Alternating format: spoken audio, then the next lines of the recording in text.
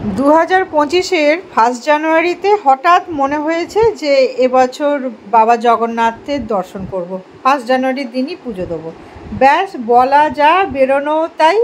রাতারাতির মধ্যে তৎকালীন টিকিট কেটে আমরা বেরিয়ে পড়েছিলাম পুরীর উদ্দেশ্যে। জয় জগন্নাথ বন্ধুরা, হঠাৎ বাবা টানিয়েছে 1 জানুয়ারি দিনকে বাবার সাথে দেখা করব বলে যাচ্ছি। কত নম্বরে বললো? আমাদের তো এই তো M4 আমরা এগিয়ে যাচ্ছি, তো দেখতে থাকো আমাদের পুরীর ব্লগ। টাটা, কেমন লাগবে জানাবে। জয় জগন্নাথ। তো আমরা এখান থেকে এখন টোটো ধরবো, ধরে যেহেতু হোটেল বুক করানি, দেখবো কোনটা রিজনেবল প্রাইসে কি হোটেল আছে, আমরাও দেখবো, তোমাদেরকেও দেখাবো। লেবু চাই খাও না? লেমন টি দাও। এই চাদরটা বার করি, ঠান্ডা লাগছে, উপরেই আছে। অটো স্ট্যান্ড, এখানে স্টেশন থেকে নেবে, এখানে শেয়ারে গাড়ি ধরতে পারো, টোটো ধরতে পারো, অটো ধরতে পারো, পুরো তোমাকে স্বর্গদ্বারের কাছে নিয়ে যাবে। তবে আমি বলবো, যদি ভিড়ভাড়টা যদি না পছন্দ করো, তাহলে মেরিন ড্রাইভ ব্রিজের কাছে গিয়ে থাকতে পারো, একদম ফাঁকা শান্ত। আমরা দেখছি এখন কোথায় যাই। একটা টোটোতে 100 টাকাই নিচ্ছে। হোটেল দেখবো কোথায় আছে, কারণ আমিও 1 জানুয়ারির ব্যাপার, প্রচুর ভিড়, সব কস্টলির ব্যাপার আছে, সিজন ওয়াইজ চেঞ্জ হয় না, তো এইটা আমরা এখন দেখি। এই আমাদের যাচ্ছি,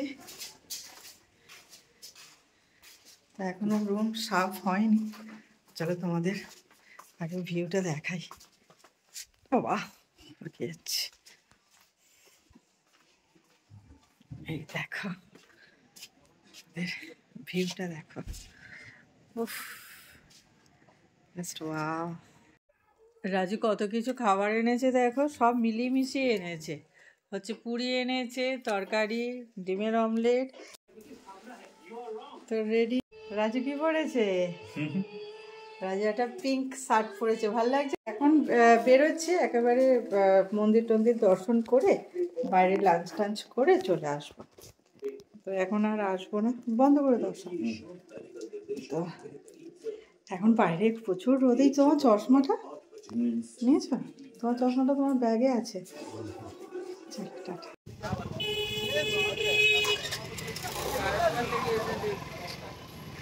রাজু বেশি কতটা হাঁটতে হবে? 200 মিটার।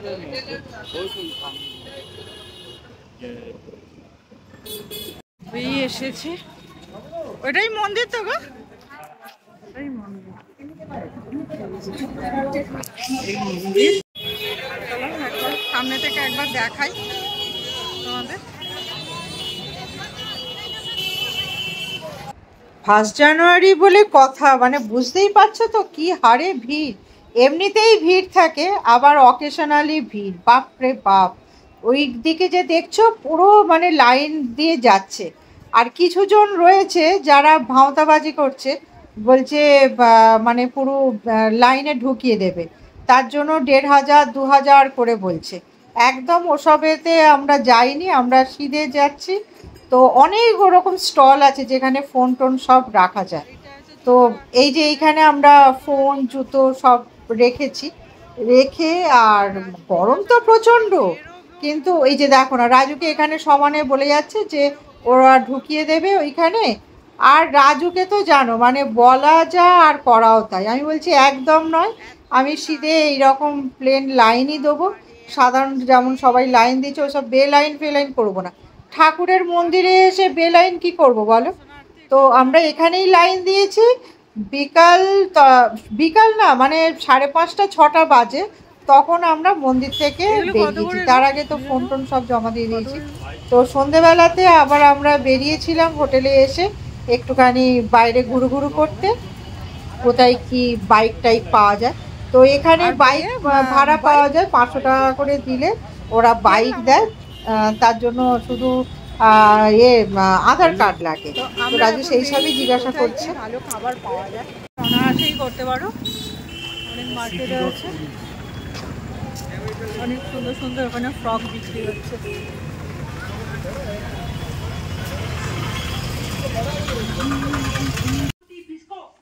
তো আমাদের রাত্রিবেলা ডিনারে আর বাইরে আজকে খেতে যাইনি, আমরা এই হোটেলে যে আছি ওইখানে রেস্টুরেন্টেই অর্ডার করেছি।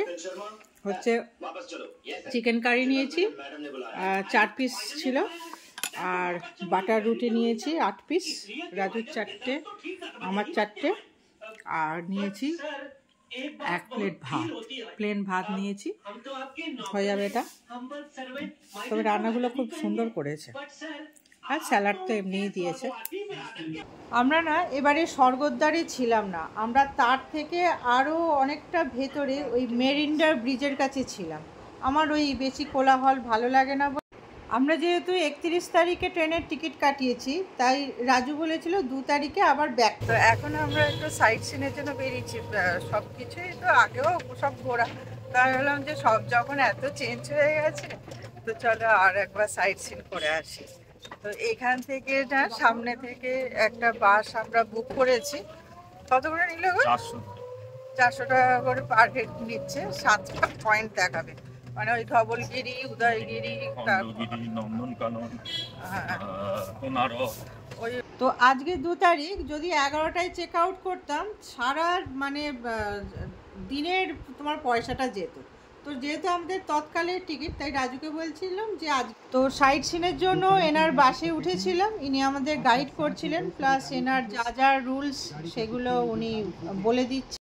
সাইট সিনের মধ্যে ফার্স্টে ছিল ওই চন্দ্রকান্তা ব্রিজ, খুবই ভালো, যেমন সামুদ্রিক যেমন ব্রিজ হয়, সি বিচ যেমন হয়। তো সেটা সেরে আমরা সিধে কোনারকে সূর্য মন্দির চলে গিয়েছিলাম। একদম বেকার, আমার খুব একটা বাবু ভালো লাগেনি। তো ভীষণ গরম বলে ডাবের জলে তৃষ্ণা মিটিয়ে আবার খেয়ে দিয়ে বাকি যে সাইট সিনগুলো ঘুরেছে না, সেগুলো আমি কিচ্ছু ঘুরিনি, আমি বাসেতেই বসেছিলাম। আর তারপরে আবার খুব গরম হচ্ছিল বলে আমি পাশের একটা মলে গিয়ে চুপচাপ বসেছিলাম, কারণ যেহেতু আবার মানে সবার সাথেই তো ফিরতে হবে, তো আমার ভালো লাগেনি।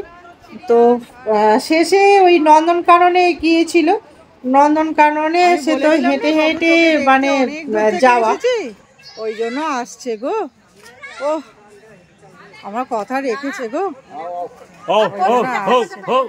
ওরকম করছো কেন? ওর একটা রেসপেক্ট নেই, হাওয়া হাওয়া করছো।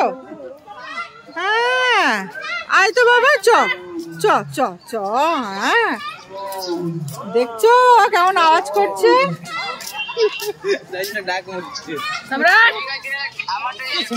দেখছো তুমি আওয়াজ করছো বলে ও রেগে হয়ে যাচ্ছে।